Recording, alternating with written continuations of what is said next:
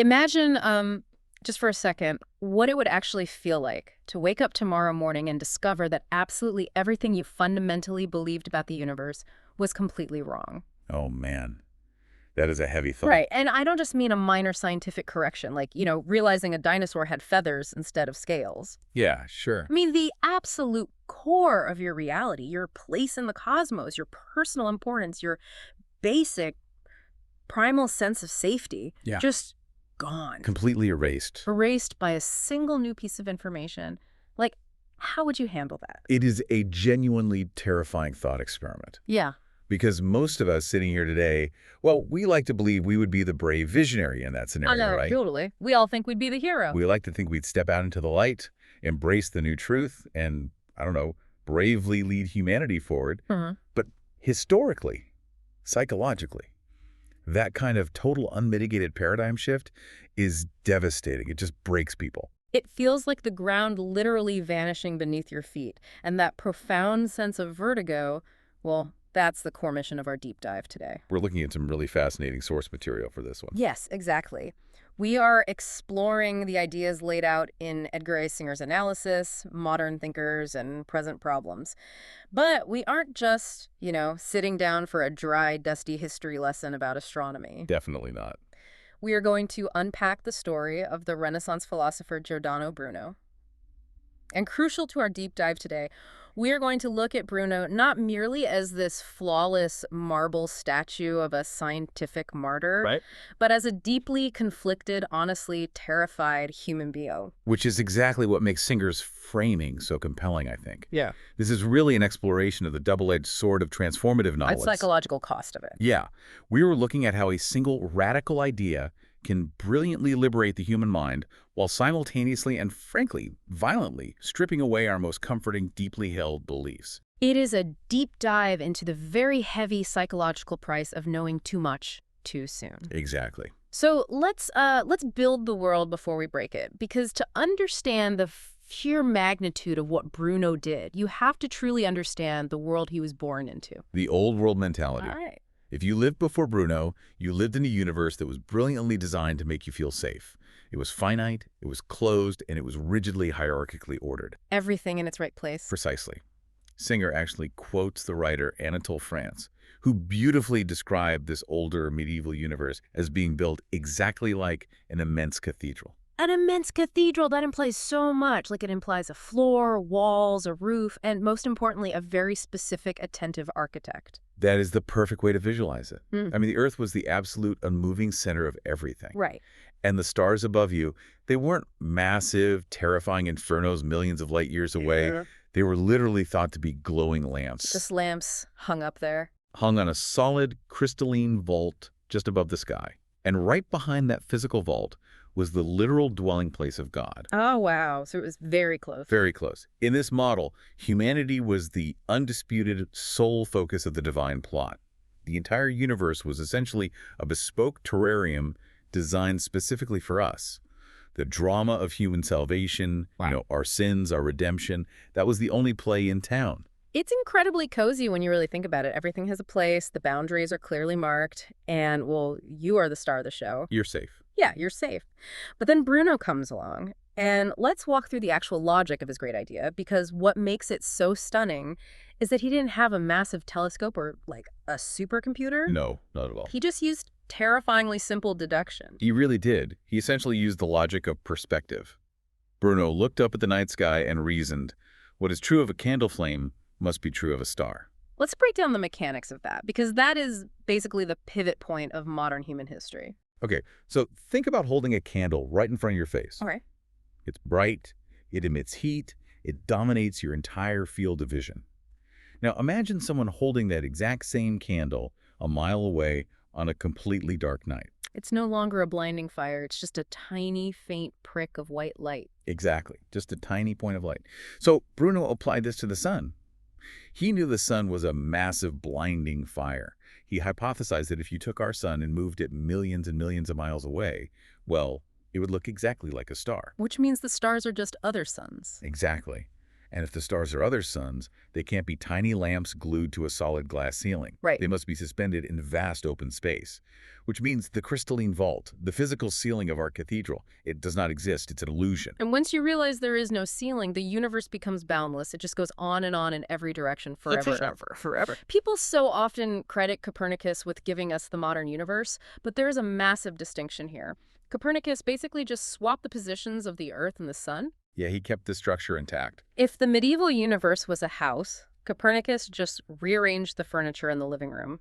It was shocking, sure, but you were still safely inside the house. You still had a roof over your head. Exactly.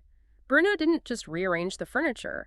Bruno blew the roof off the house and revealed that humanity is actually sitting completely exposed in the middle of an infinite, endless, freezing desert. He completely shattered the walls of the universe. And the psychological consequences of removing those walls are staggering. Without the cathedral, the Earth becomes merely a fleck of mud rolling around a bubble of gas. Yeah, mankind is suddenly reduced to an ant in the presence of the infinite. Wow. The ultimate safety net is just gone. You are no longer the center of a divine plan. You are an infinitesimal speck in a boundless, silent void. Which brings us to the tragedy of the man himself and, the horrific weight of discovering this infinity. Bruno proudly called himself the Awakener. He did. He wrote enthusiastically about piercing the heavens and sweeping the air. But Awakeners are rarely thanked by people who are violently shaken out of a very pleasant, comforting dream. No, they're usually punished. And Bruno paid an immediate severe price for being the Awakener.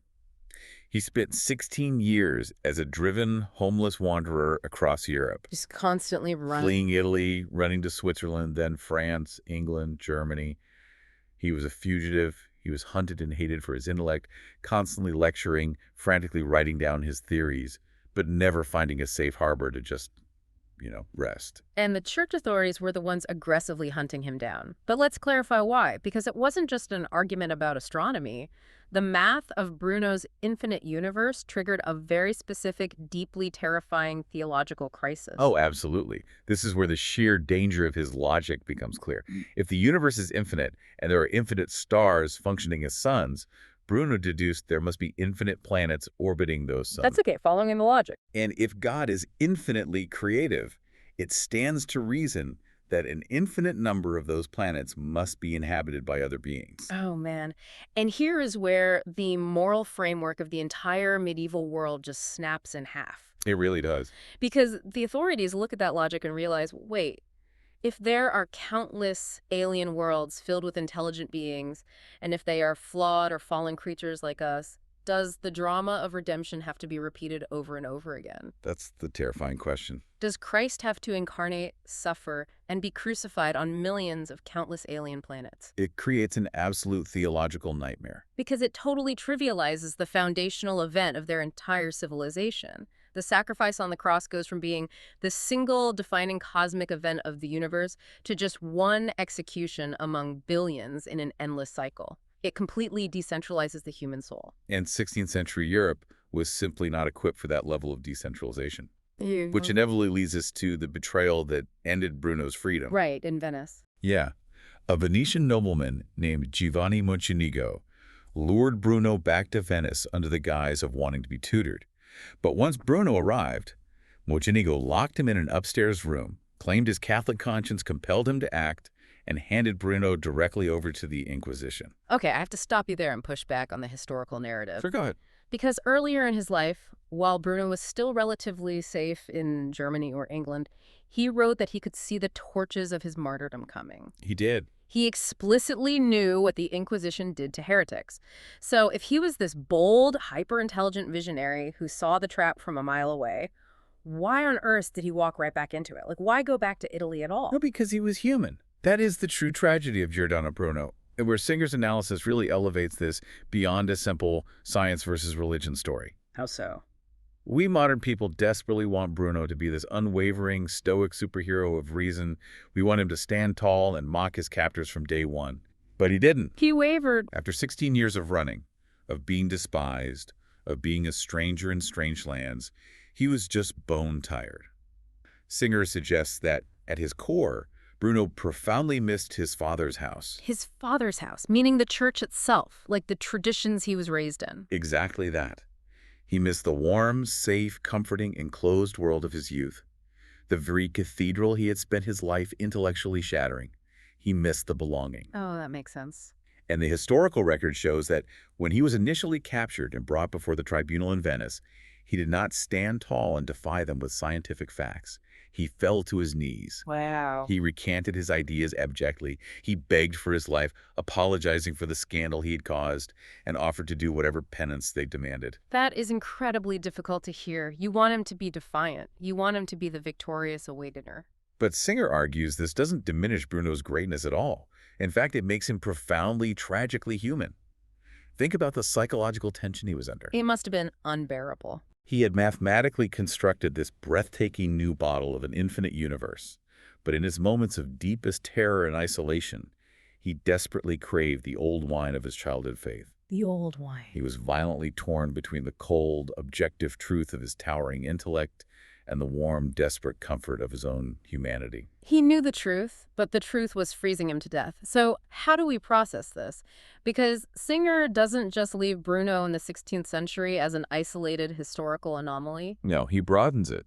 He uses Bruno's internal psychological conflict to build a brilliant framework for how human beings, all of us, even today, react whenever a massive paradigm-shifting idea shatters our reality. He breaks human reaction down into 3 distinct archetypes. Whenever a new, world-breaking truth emerges, Singer argues we will always see these 3 reactions. First, there is the radical. Okay, the radical. The radical grabs onto the new truth with both hands and embraces it at all costs. But in doing so, they lose all empathy and perspective. They brutally mock the past, dismissing all previous generations as a bundle of stupid, embarrassing errors. They just want to burn the old structures to the ground and dance in the ashes. Exactly. Then you have the polar opposite. The second archetype is the conservative. Now, the conservative clings to the past against all available evidence. And to do this, they embrace a psychological mechanism called the twofold truth. Let's unpack the mechanics of that, because the twofold truth is fascinating. It's essentially weaponized cognitive dissonance. That's exactly what it is. Like, how does someone force themselves to believe something they know is mathematically disproven? By completely compartmentalizing their mind. The conservative understands that the new facts are logically true. But because those facts destroy their emotional safety, they consciously choose to let the heart overrule the head. They just shut it out. They believe the old dogma because it is absurd. It becomes an act of intense, desperate faith. They put their heads in the sand to protect their emotional core from the freezing desert of reality. And then finally there is the philosopher. And Singer calls the philosopher the one truly made for unhappiness. It is a brutal burden to bear. Why are they doomed to unhappiness? Because the philosopher gets no cheap thrill from destroying the past, like the radical does. But they also refuse to ignore the cold, hard facts like the conservative does. They are trapped in the middle. So they have to carry both. They struggle laboriously to integrate the terrifying new facts into the long continuum of human meaning. They desperately try to build a bridge between the new truth and the beauty of the past so humanity can move forward without losing its soul. You know, you see this exact same dynamic playing out in real time today. You don't even have to look hard.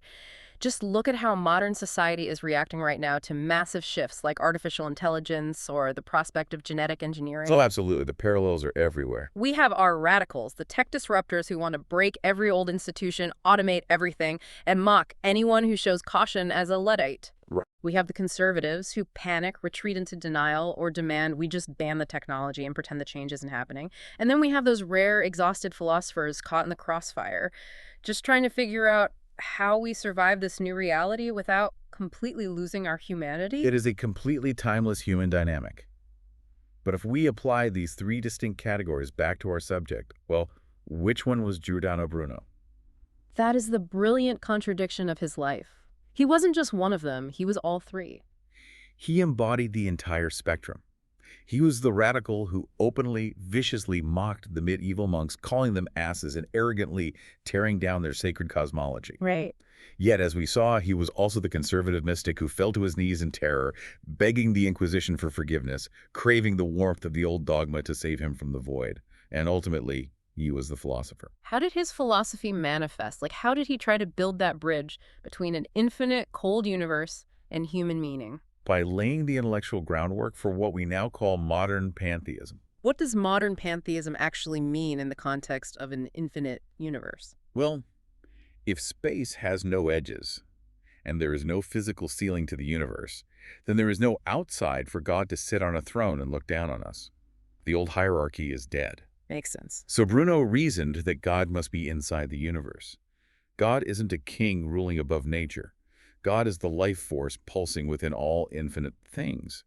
Bruno tried to weave the terrifying new facts into a radically new kind of spiritual meaning. It is just a staggering intellectual burden for one human being to carry alone in the 16th century. You can entirely see why he broke under the weight of it. And he did break, for a time. He suffered immensely.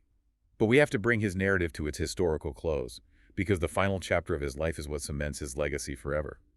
Bruno was transferred to Rome and kept in the horrific prisons of the Inquisition for 8 long years. 8 years. 8 years of agonizing internal and external conflict, endless interrogations.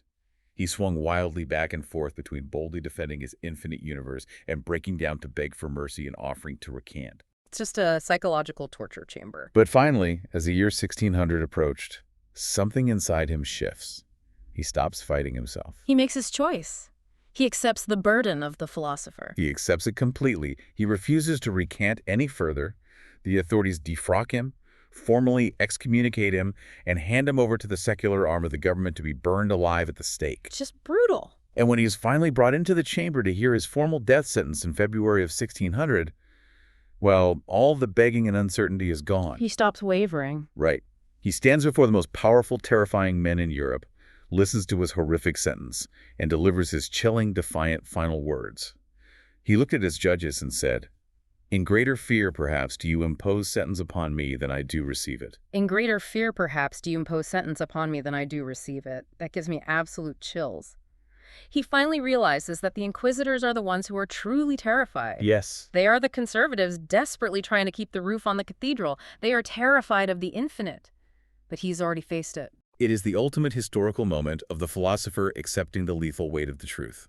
He died shortly after, burned in the Campo dei Fiori, the Field of Flowers in Rome. And the records state that as the flames rose, he deliberately turned his face away, refusing to look at a crucifix they held up to him at the very end. So, synthesizing all of this, Bruno's story isn't just a history lesson about astronomy or the scientific revolution. It is a timeless, perfect mirror for us today. Absolutely. It shows that seeking the ultimate truth is a dangerous, incredibly lonely business. It requires us to willingly leave the warmth of our Father's house, to abandon the deep comfort of our unexamined beliefs. Yeah. And it comes with the terrifying knowledge that once we step outside and see the boundless, freezing desert of reality, we can never, ever truly go back inside the cozy cathedral. The walls of the universe, once shattered by knowledge, simply cannot be unshattered. And as our own modern science and technology continue to advance at breakneck speed, we're going to face our own infinite deserts. Exactly. Which leaves you, listening to this deep dive, with one final lingering question to mull over long after we sign off. As our modern world continues to relentlessly peel back the layers of reality, perhaps with the imminent rise of artificial general intelligence, or maybe the future discovery of biological life elsewhere in the cosmos, what comforting foundational illusion are you currently clinging to that future generations will realize was just the painted ceiling of a closed-in universe? And when those walls inevitably fall around you, well, will you be the radical, the conservative, or the philosopher standing in the rubble?